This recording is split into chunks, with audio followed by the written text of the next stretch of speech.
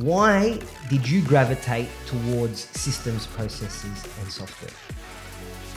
If I'm going to be completely honest, laziness. Love it. I've always had the saying in my life, if you do it more than once, it can be automated. Come on, give me the intro, man. Start. Forget about your intro. Just fuck the intros, fuck everything.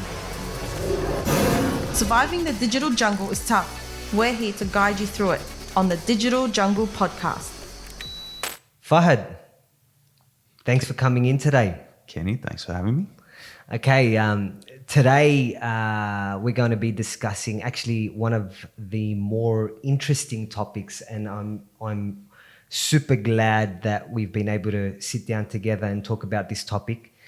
So before we kickstart everything, and what I wanted to do is I wanted to introduce you, or I wanted you to introduce yourself actually, who you are, a little bit about your experience, just to get people sort of up to speed.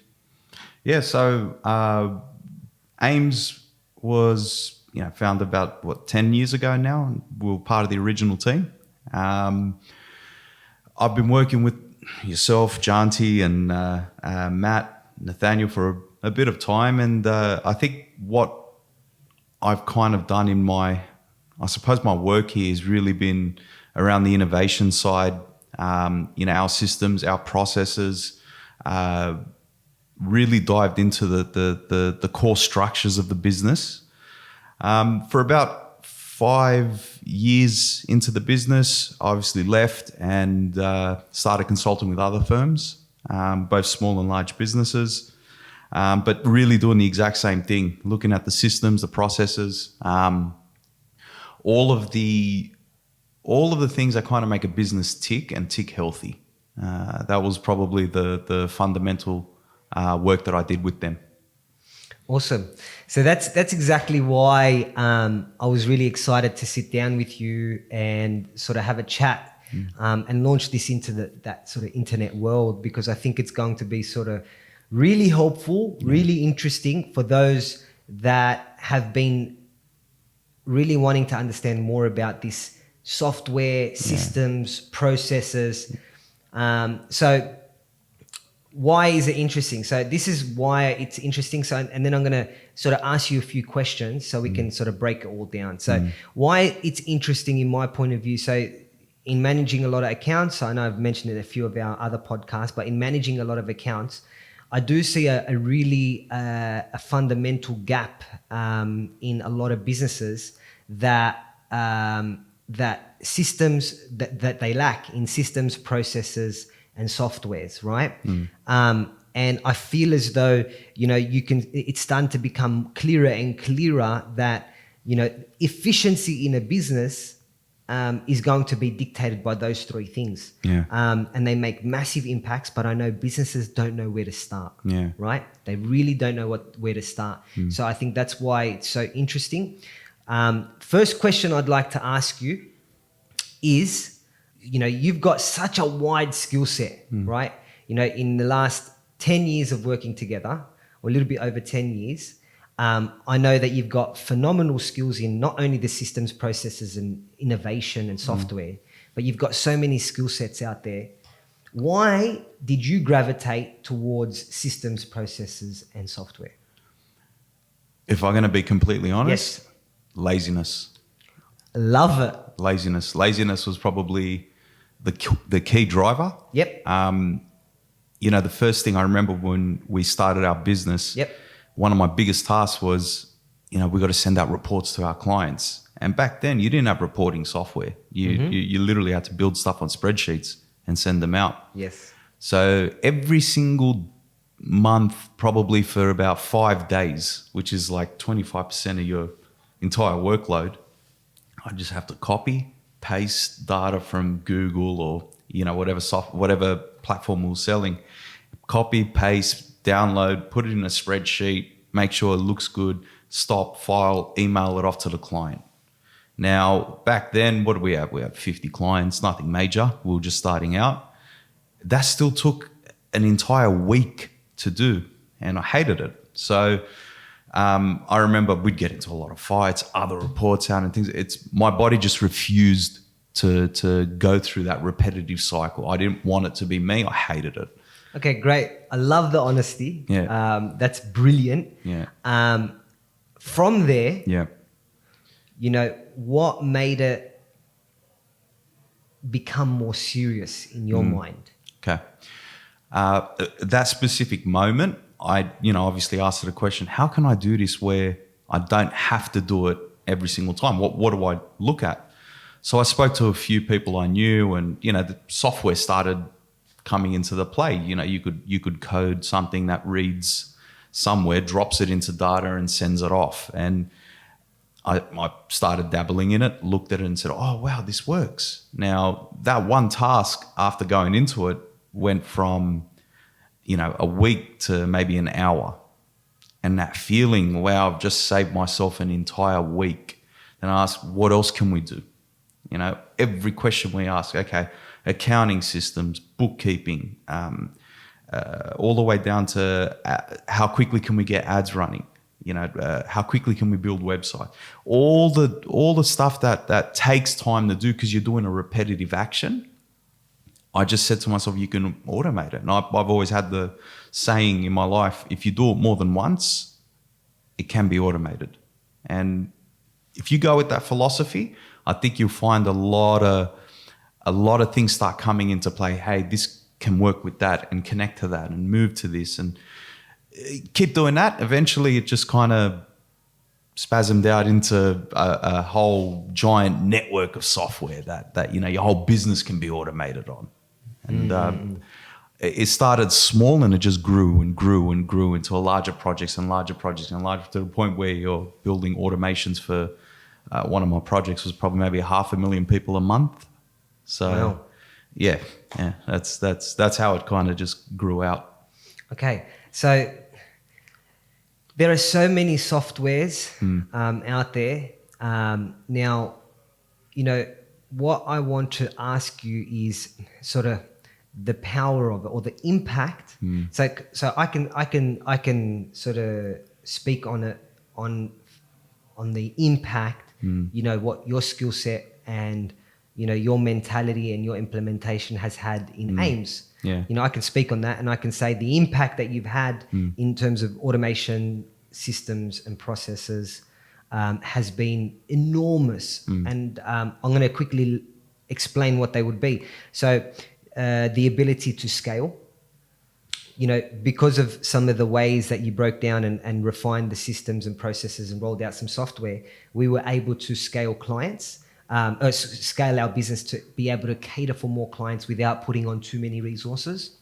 That's scaling. Number two, it was also saving a shitload of money with labor-intensive tasks that took so much time out of a staff member's day. The impact there was enormous. Then you've got on a reporting level, insights. We just got so much more insight into the business in terms of reporting and understanding our business. There to name a few. So the impact on a dollars and cents and the impact on how we operate was enormous. Now, a lot of businesses out there, they don't understand the true impact. Is there an example, an awesome example that you can speak on that can give people an understanding of, just implementing X did Y? Yeah. And the points you raised, I'll go through them in a bit and explain some of the stuff we implemented. The first thing is scalability. One thing I see businesses, and we deal with a lot of them at AIIMS, we deal with thousands and thousands, and there's one common thing. They don't know that they need software or processes. Yeah, absolutely. They're in I wouldn't call it a bubble, but I'd say, they're doing what they're doing, they're making money, they're supporting their families. Do I need a software? Do I need this? And all that. They're not careful to look at the symptoms or what is it that is required. Why do you actually need software? And I'll give you some specific examples. Like All right. A lot of our clients are trades, right? I promise you 95% of the trades that we deal with have lost over $50,000 a year on sending their workers to the wrong job site. And I'll explain that a bit more. The one thing I've picked up a lot, when you don't have a system to kind of map out where everyone is and what everyone's doing, you will start putting employees in the wrong job sites. And one thing you always hear is, man, he spent half his day getting from point A to point B. You've lost half a day's work from that particular apprentice, whatever you want to call it. The software is what kind of will start telling you, you shouldn't be sending that person there. Here's a map showing you, you should be putting them here. These are little examples of, I suppose, how you can save money and grow the business. Another thing, which was probably a bit more specific, Xero, an accounting software. Believe it or not, there's a lot of people that don't even use Xero, or they let their accountant use Xero and, you know, whatever you want, I'll just send you my Excel sheets to dump it in. A client of mine was actually sitting there writing down, you know, who owed him what, how he, where he was paying, how many people he owed, X, Y, and Z. He's quoting, putting it on a Word doc, and then sending it off to people. And it took me about 2 years. He's a friend of mine. I begged him, please, for the love of God, just get Xero and you won't understand. And he was stuck in his way. Didn't want to change. No. Everything I'm doing now is working. I'm making money. Begged him, please change what you're doing. Anyway, so after a while, he was starting to obviously grow a little bit more. And surprise, you start thinking about software because you're starting to get stressed out. And that's one of the symptoms. Sat down with him, spent about 3 or 4 days building out Xero. And now he's starting to use it a lot more. And one thing he does is every single time he sends a quote or an invoice out, in the back of his head, he goes, thank you, Fahd. Thank you, Fahd. It's changed his life. And something so small and simple changed how he worked, how he thought. I'm not talking work. I'm talking family. I'm talking friends, your social life, your time. All of a sudden, the stresses of work start minimizing. They start getting smaller. And that's probably one of the smaller examples. I like that. And you're right. I do speak to a lot of clients. Yeah. And to be honest with you, some are really open to it and some are really resistant to it. But I guess, you know, this is a question I'd like to ask is like, how far can you go with software? Like, I'll give you an example. Like, you know, there's a software for everything these days, right?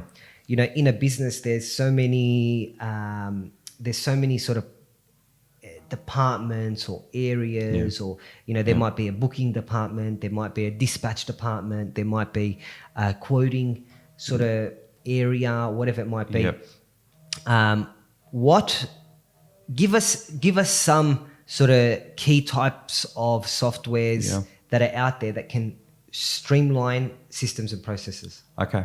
Like some of your favorite ones, like off the top, boom. Straight away you should be using. If you're a small or medium business, if you're one of our customers that's in the trade industry, at a very minimum, you should be using the Google Suite. You should be using your Sheets, Gmails, also Google Docs, the PDF generators. They're your very basic ones. So just, if you're not doing it now, you're in Excel, get in the Google Suite. That's the very minimum. Now, if you want to start taking it up a bit more, again, I'm talking to tradies here, but there's also mortgage brokers, doctors, lawyers, your professionals. Because they cross over, like 100%. The same software can cross over to one of these. 100%. Okay. So if you're a tradie, I'd be looking at Fergus, Aeroflow, Workflow Max, Traderify. These softwares allow you to do so many. But what is it? Okay. What are they? You just named 5. What do they do? Okay. Let's go into example Fergus, all right? What's the title of it? Like, what problem do they solve? Okay. One, how much money you're actually making on a site. So if you're a plumber and you've got 10 sites running. When you say that, you're talking about construction plumbers. Construction plumbers, correct. Okay, that's correct. different to residential maintenance, right? Maintenance, residential, I'll touch on them, but I'm just going off some of the work I did before. If you're a construction plumber and you do a lot of jobs left, right, you got 10 jobs running. It's very hard to calculate if you're making money on a job. And that's just by how many people you send in there, the hours worked there, things like that. I promise you, most of you are sitting there thinking, have I overspent on this job? That's a guarantee. Systems like Fergus, ServiceMate, not ServiceMate. That's for I'll get into that. But Fergus, Aeroflow, Workflow Max, they let you see things like that. That's just like 10% of what. So is that staff management, job distribution? Correct. Staff management, job distribution, proper analysis on your business if you're actually making money. Before we get into the analytics of something, it's like, so the way to simply draw it out for someone that's listening, it's like this is solving the problem of organizing your team. Yes. Really? Yes. Would you say that's its main purpose? It's the bells and whistles come later. Yeah, it's a big chunk. Because if I was one of these businesses, I would say, what problem is it solving for me right now? Organizing your team, definitely one of them. And the second thing is you're not double booking in the future. Okay. Great. They're the two biggest things. So you're always keeping a constant, happy set of customers. All right. Give me another type of software that solves a different type of problem. Okay. So example, you collect a lot of documents. Yes. You're a doctor or a lawyer or a mortgage broker. Yep. Mortgage brokers kill me. Yes. They send me the first thing before you even meet with them. They send you 20 bullet points. Hello, can you please supply all of this before we can talk to you? Yeah. And believe it or not, they're the good mortgage brokers. Okay. A lot of them will send you an email, I need this and that, and I'll send you staggered emails, one at a time, can I get this? And then I'll ask you different things. Yeah. So it's a simple program. It costs $100 a month. It's called File Invite. File Invite all of a sudden links with your bank statements, links with the client's bank statements, gives them a proper detailed checklist of exactly what they need. They upload it, you approve it. Everything that you approve gets stored in a Google Drive. Wow. It's so simple. And here's the thing, it costs $100 a month, but the biggest problem for mortgage brokers out there is document collection. So don't worry about the time you're saving. Like, screw that. Well, you are saving on time. The biggest issue that a mortgage broker has is collecting the documents. Yeah, but this solves that problem in itself, and it's $100 a month. It's $100 a month. Okay, it's $100. Give me another type of, because these are cool things. Yeah. Give me another type. Okay, so I'm going to give you an example. I have a lot of businesses that I overview. Their number one, in my opinion. Yeah. I might be wrong, but. They pay a shitload of money into marketing, right? Yep. To essentially get a booking, right?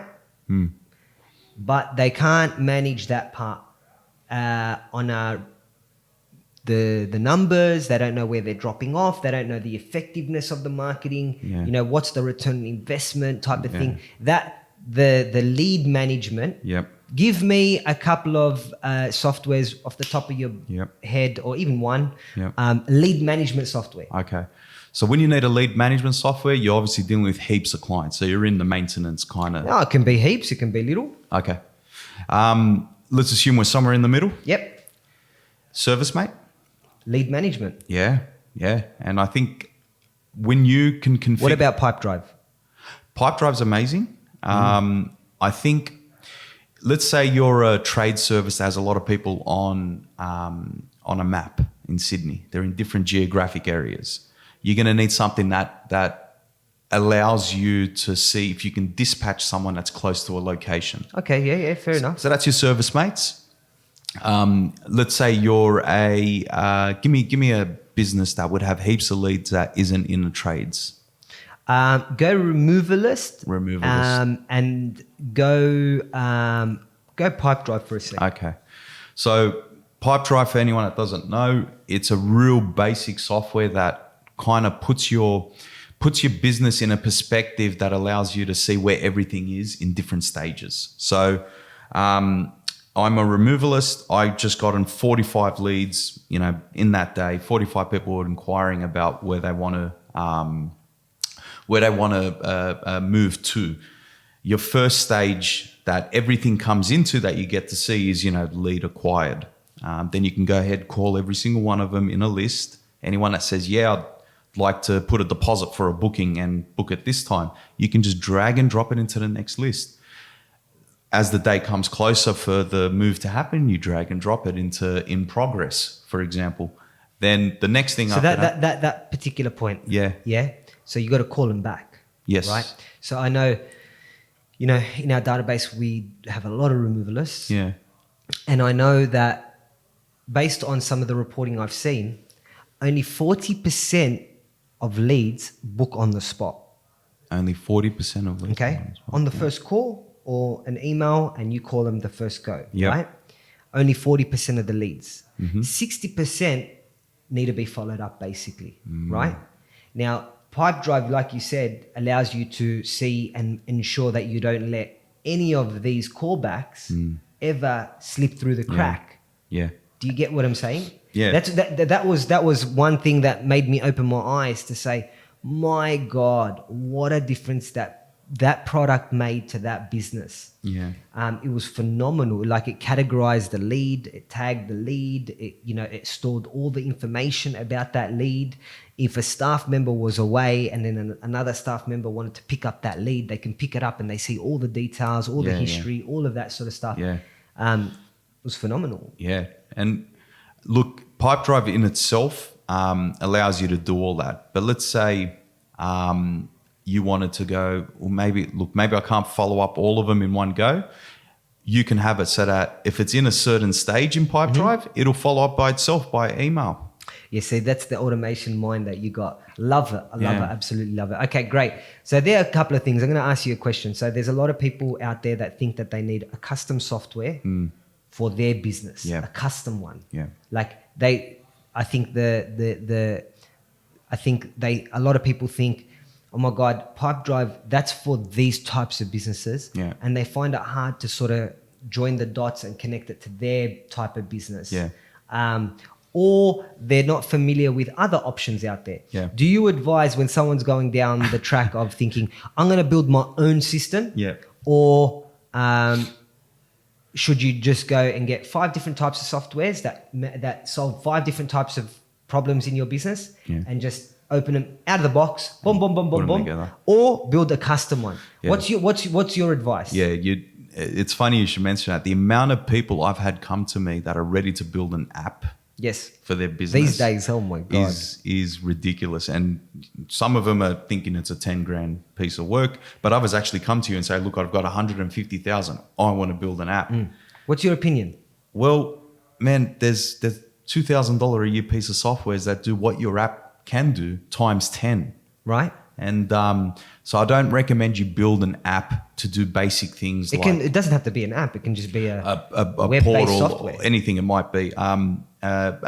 Basically, you don't need to do your own CRM or your own piece of software that manages everything. There's plenty of stuff out there. You just got to look. Okay. So basically, don't go down that rabbit hole of building your own. No, not for. Tell me, give me 3 reasons why you make that statement. Okay. Chances are it's already been done. Done. What Great. you're thinking about. Like that.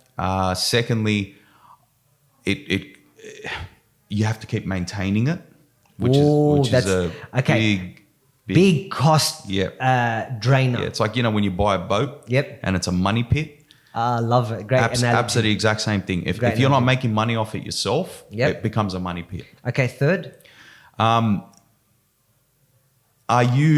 Do you know enough about your business to actually design an app that automates it? You might think you do because you're in it, but I promise you... Understanding the complexities of your own business. 100%. If you put 10 plumbers in a room, 10 of them are going to think differently about how to operate their business. I agree. I'm going to add one more on that. Yeah. I'm going to add one more. So when you go down that path and you want to design your own app for your own business or your own software for your own business, how quick is your business going to change, and how quick is that software that you're building going to be outdated? Like, because all of these new systems and softwares out there right now, they're elevating and they're innovating. And us as, like, say for example, AIIMS. I'll use AIIMS as an example. AIIMS is evolving daily to the point where if we designed a software that's custom to AIIMS, I think we'd outgrow, and that software won't even be relevant in 6 months' time because we're just a different business in 6 months. Yeah, and the funniest thing is most of the people in ServiceMate have never been a plumber or a tradie in their life. So it's not. It's more about focusing on the problems you have that you need solving, rather than focusing on the app you want to build. Like, just shift your mindset in that, and you'll be better off. That's interesting. So focus on the problem and how to solve it. Correct. Rather than the software. Yeah. Well, yeah. To elaborate on that, don't think you building an app is going to solve your issues. Think about, how can I use software as a tool to fix my issues? Great. Look, I got 2 more questions or topics I want to go across, and I know we're short on time. Yep. So let's be quick on them. So number 1, I know that the resistance for a lot of businesses out there to not jump on these platforms is, number 1, how to set it up. And I'll be honest, if we didn't have you, I would be like, yeah, no, this is too hard. Okay, so setting up. Yeah. So for our business, obviously we required a lot more complex software, but a lot of these small businesses, in terms of setting it up, what's your advice on that? Okay. Like there's these 14-day trials and there's these demos, and what can you give a quick tip about setup? Because that's what makes people shit scared of these things. Yeah. And look, it's the hardest part. That's the good thing. It's not that hard. Let's go into one software. Let's say ServiceMate, for example. You want to set that up. Instead of worrying about all the clients and moving everything in and all that, just do 3 jobs using that platform. So learn it. Okay, if I press dispatch to this person, is it going to send him a notification on his app? Keep it simple, keep it small. Focus on one thing that it does. Don't worry about the bells and whistles of it. So when you're reading ServiceMate, it can do 1, 2, 3, 4, 5. It can do 100 things. Don't worry about it. No. You just want it for 1, 2, 3. Just focus on those. Just focus on that. If you have a problem sending messages to your staff or knowing where they are, sit down, look at ServiceMate, and just look at a map and see, oh, that's where everyone is. Like, they're very, very, very tiny Love things. that advice. Give me one more advice on setup. On setup? Like, would it be ask people who use it? Would it be consult a professional about setting up? Because I know there's a lot of professionals out there that set up ServiceMate and that set up these softwares that absolutely rip. Yeah, and I think you're right. They take advantage of this problem. Yeah, I think I totally skipped that part. Look, if you really want to get serious, okay, first of all, people at ServiceMate can help you out from the start. You can call someone there, and they can literally put it out for you. There's, what else? Someone like myself, I don't do it a lot now, but someone that comes in that understands the software, but more importantly, understands your business. So, man, if you got a techie in the office, which a lot of young kids are, they get very smart with it. They understand this stuff. They work with it all the time. I like that, yep. You can lean on them and they can help you out. But I think overall that there's enough information out there to get you started. You just got to want to do it. Slide it. Okay, last question. Yeah. Okay, so we spoke about the setup of it. The last question. Now, software is only as good or as valuable as the data being put in it. Yeah. Am I wrong or am I right? It's probably the most important thing you could ever say in software. Okay, great. So I have a team of example. I have 2 people answering the phone. Yeah. Right? If they don't do the right thing and enter the right data for phone calls, email leads we know we can integrate, right? But if they're not doing the right thing, we're not getting the right analytics, we're not getting the right understanding of the business, we don't know. If you don't use the system, so how do you like get a buy-in? How do you like, so the process of implementing a software, you know, the making sure your team actually uses it. Yeah. I think there's a part of it where you have to be disciplined as well. Love it. So if you, okay, example, let's say your reps on commissions or, you know, people on comm, you should be saying, look, I refuse to pay comm if you don't put the job in correctly. That's an example. But so basically have a hardline stance on making sure everyone knows the seriousness of getting on board to this platform. 100%. And chances are you're going to find them, they have like a big resistance to it. Why? Because it's change and people don't like change. Yes, I People agree. don't like it at all. You're going to find a lot of resistances. But these things teethe out within a month or two, I promise you. And then everyone after all of that starts feeling, well, I love it. I don't have to do this anymore. Wow, what can I do now? Yeah. You know, like I said, the whole thing in the end is, what are you stressing about in your business? You can only stress about, let's say, 5 different things. They can be where you're going to send your workers. Are they quoting right? Are they quoting right? Are they? And these are all things that go up in a business owner's head. You can only store 5 things in there. You physically can't put more things in your brain. A software like this allows you to replace those 5 things with, okay, maybe I should be looking at expanding into the Central Coast. You know, what can I do to do that? Or I should be getting 3 more workers, but the question is, what type of workers do I want? They're the questions you ask yourself now. Very interesting, Fahd. Very interesting. Yeah. Look, we're out of time, but awesome content, man. I think that's a lot of business owners, even non-business owners, I think they're going to find this quite interesting. I think we'll pick this topic up. I think we can flesh out and we can expand on a couple of different areas. You know, maybe sort of do segments for different verticals, because I know you have so much experience in so many different industries and what applies to what. But thanks for the time that you've spent today. Thank you, bro. And we'll get you in again soon. Appreciate it. Thanks. Thanks.